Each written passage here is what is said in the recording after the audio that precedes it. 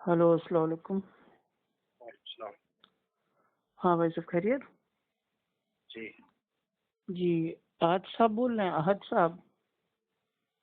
نہیں اچھا، تو ان سے بات ہو جائے گی؟ مولانا صاحب کے احد صاحب؟ نمبر دیے تھے نا ان کو، کس کو؟ یہ کیا نام ہے اس کا، ادھر ہمارا پڑوسی ہے کوئی، اچھا اچھا، نام یاد نہیں آ رہا آپ کون بول رہے ہیں بھائی؟ ہے۔ میں حسن۔ اچھا، حسن بھائی۔ ہوں مولانا اسد صاحب کے میرے پاس دو نمبر آئے تھے، ایک تو 9026 والا تھا، اس پہ کال کر رہے ہیں تو اٹھ نہیں رہا، اس نمبر پہ بھی کال کیا تو ہم سوچو انہیں کا نمبر ہوگا۔ اچھا اچھا، ان کے قریب اثر بات کرنا مل جائیں گے، اثر کے بعد۔ اثر کے بعد؟ اور آپ بزی بتائیے، رہتے ہیں، بہشتی زیور فضائل اعمال سے آپ نے توبہ کی کہ نہیں کی؟ اللہ بچا، کوئی ایسی چیز ہی نہیں ہے جس میں توبہ کرے۔ ارے بھائی، کتنی بار تو بتا چکے ہیں آپ کو۔ نہیں ایسا کچھ نہیں ہے، آپ کی خود کی کتابوں کے اندر ایسی باتیں لکھی ہوئی ہے تو اس کا ہاں تو آپ ہمیں بتائیے، ہم چھوڑ دیں گے، ہم کوئی اندھے مقلد تھوڑی نا ہے، ہماری کوئی بات میرے بھائی قرآن حدیث سے ثابت اگر نہیں ہوگی ہم چھوڑ دیں گے اس کو، ہم کو اس کے مکلف سارے تھوڑی نا ہے محدث کہ نہیں ماننا ہے ہم کو۔ سارے محدثین ہاں؟ بڑے بڑے اتنے محدث، جیسے ابو دیکھیے، نعیم بڑا ہے، بڑا ہو یا ابن چھوٹا چھوٹا قیم، ہو، نبی صلی ابن اللہ علیہ وسلم سے جس کی بات ابن بھی ٹکرائے گی ہمیں اس کو چھوڑنا پڑے گا، نبی سے ابن بڑا تو کوئی قیم نہیں ہے، ہے نا۔ یہ بڑے بڑے جو محدث ہیں ان کو کیسے چھوڑیں؟ بھائی، چھوڑنے کا مطلب آپ کیا سمجھ رہے ہیں؟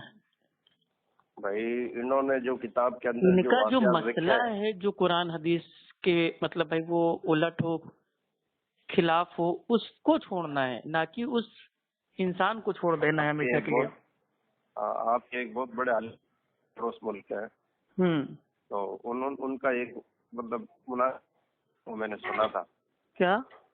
مناظرہ ان کا سنا تھا، ہاں ہاں، اوپر تھا کہ کرامت وغیرہ یہ ماننی چاہیے کہ نہیں ماننی چاہیے، ارے بات ہاں ہاں، اور وہ سنا تو اس میں بھی یہی ہے کہ بہت ساری انہوں نے دلیل ابن حجر وغیرہ کی۔ دیکھیے کرامت چلیے الگ ٹاپک ہے، لیکن جو کرامتیں ایسی میرے بھائی فضائل اعمال میں اتری ہوئی ہے جس کو آپ شاید اس کو ماننے سے انکار کر دیں گے اگر میں نے آپ کو بتانا چالو کیا۔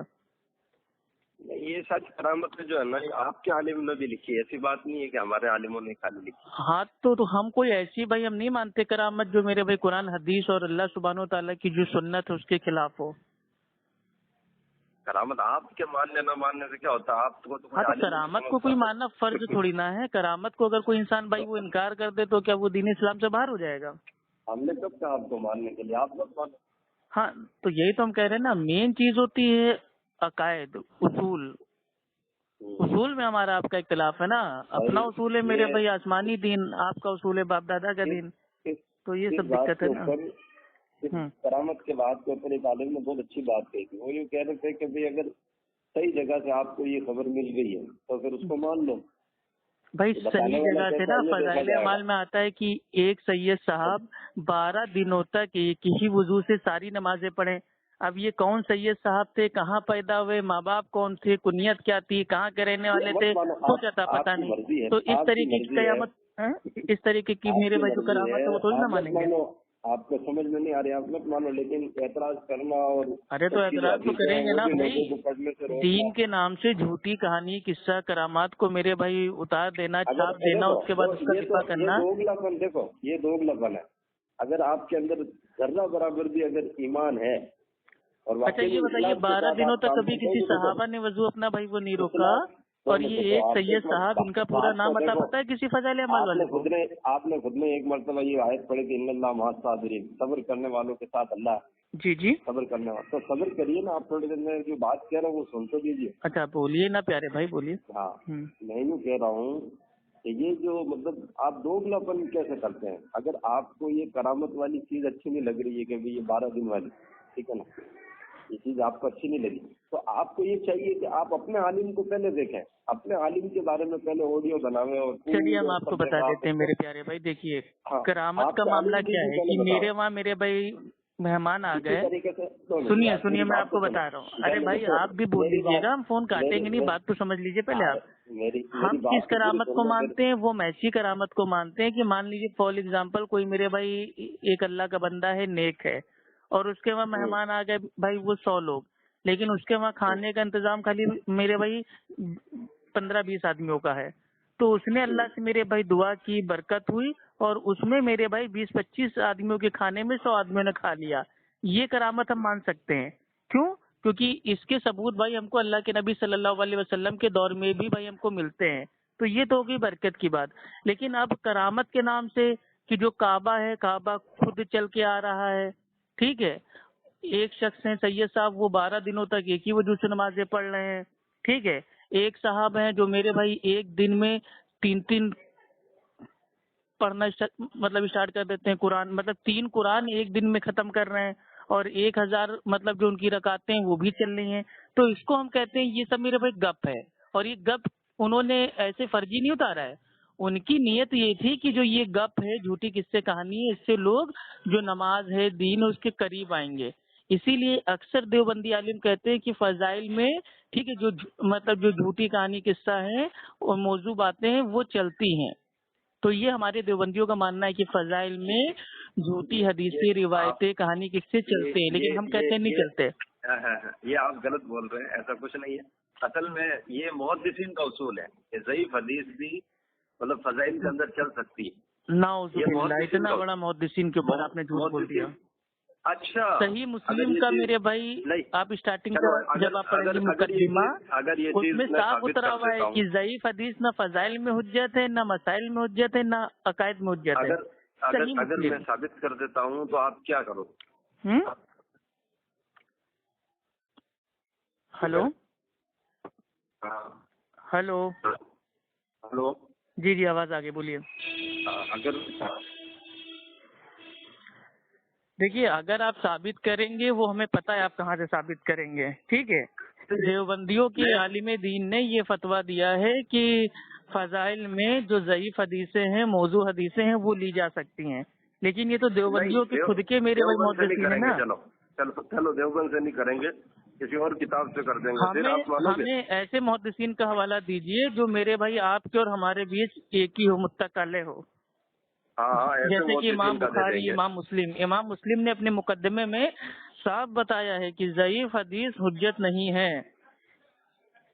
بھائی جب صحیح حدیث موجود ہے, جب ہم صحیح حدیث سے لوگوں کو نماز کی فضائل بیان کر سکتے ہیں تو ضعیف حدیث کا سہارا کیوں لینا؟ یہ تو وہی لوگ لیں گے نا جن کا مذہب بھائی وہ ضعیف حدیثوں پہ ٹکا ہوا ہے. اپنا آسمانی دین ہے, صحیح باتیں لوگوں کو صحیح حدیث بتائیں گے. ایسی بات ہے کہ اگر ہم نے کسی بڑے محدث سے یہ چیز ثابت کر دی تو اصل میں آپ لوگ مسئلہ یہی نا, بڑے یہ سب بڑے چھوڑ دیجئے بھائی. دین اسلام میں کوئی چھوٹا بڑا نہیں ہوتا, جو حق پہ ہے وہ صحیح ہے. اچھا, جو ناحق پہ وہ غلط ہے.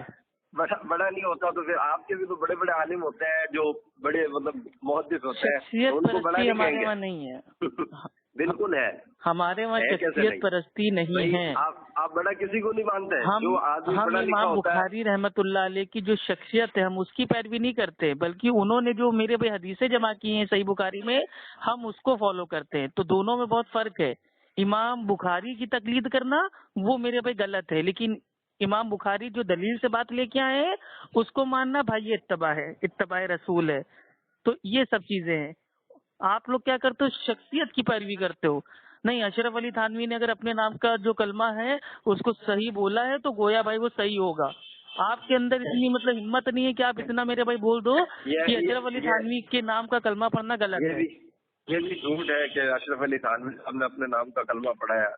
نہیں پڑھوایا نہیں, بلکہ جس نے پڑھا نیند میں اور بیداری میں اس کو بتا دیا صحیح. انہوں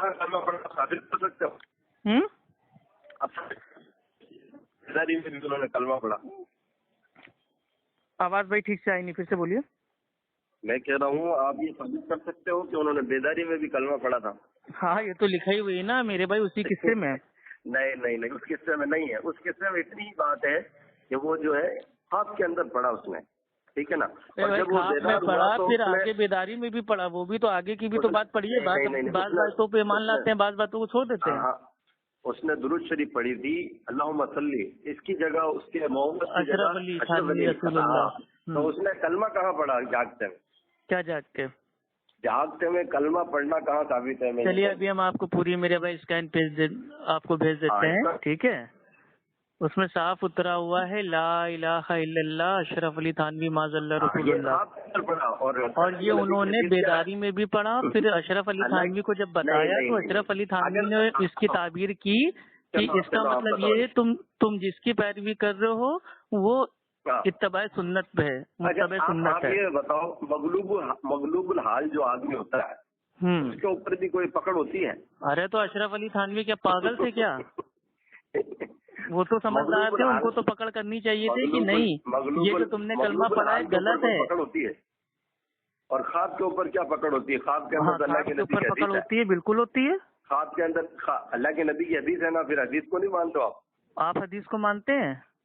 ہاں, اللہ کے نبی کی حدیث ہے. اللہ کے نبی صلی اللہ علیہ وسلم فرمایا تین ایسے لوگ ہیں جن سے قلم اٹھا لیا گیا. ارے ہاں, ایک پاگل ہے, ایک بوڑھا ہے, ایک بیمار ہے. اس میں سے ایک خواب بھی ہے. نہیں پاگل نہیں ہے. اچھا پاگل ہے. پاگل کے اوپر شریعت کی قلم ہے؟ اگر کوئی مینٹل ہے, مجنون ہے, پاگل ہے تو شریعت کی قلم اس کے اوپر چلے گی. مطلب اگر وہ پاگل پن میں کسی کا سر پھوڑ دیتا ہے پاگل ہے اس کے اندر ایک تو, اور ایک خواب والا ہے جو خواب رہا ہے. بھیا خواب پہ بھی شریعت کا حکم لاگو ہوگا کہ نہیں ہوگا, یہ میں آپ سے پوچھ رہا ہوں. ابھی آپ خود ہی انشاءاللہ اپنے جواب میں اٹکیں گے. نہیں, میں یہ کہہ رہا ہوں خواب کے اندر کہاں سے کوئی چیز ثابت ہو سکتی ہے؟ نہیں, اگر آپ کو نہیں معلوم ہے تو آپ ہم سے پوچھیں, ہم آپ کو بتا رہے ہیں نا. کیا بتا رہے ہیں بھائی؟ خواب پہ بھی شریعت بھائی وہ لاگو ہوگی, یہی تو مسئلہ ہے. دیوبندی لوگ کہتے ہیں خواب میں خود بھی دیکھ لو. دیوبندیوں کے خواب کے اوپر اگر میں نے بھائی اگر 1 گھنٹے کا بیان کرنا چالو کر دیا تو دیوبندیوں کے اتنے خواب ہیں, اور خواب میں ایسی شکارستانی ہے کہ بہت بھاری پڑ جائے گا. کوئی آتا ہے دیوبند میں, اللہ کے نبی صلی اللہ علیہ وسلم اردو میں بات کرنے لگتے ہیں, یہ بھی خواب کا قصہ ہے. اردو زبان سیکھ لیتے ہیں نبی صلی اللہ علیہ وسلم, ٹھیک. اب دوسرے جو خواب ہیں وہ تو بڑے اچھے والے خواب ہیں, سہاگ رات والے خواب. تو اب یہ سب خواب بتا کے کوئی فائدہ نہیں ہے. ہم مین مدعے کی بات کرتے ہیں. اللہ کے نبی صلی اللہ علیہ وسلم, سنیے, اللہ کے نبی صلی اللہ علیہ وسلم نے فرمایا جو خواب ہوتے ہیں وہ 3 طرح کے ہوتے ہیں. کرو یار صبر, آپ دیکھو سمجھ نہیں کر رہا. ان اللہ مع الصابرین. میں آپ کو نبی کی حدیث بتا رہا ہوں تو آپ صبر نہیں کر رہے ہو. آپ کی بات بڑی ہے یا اللہ کے نبی کی بات بڑی ہے؟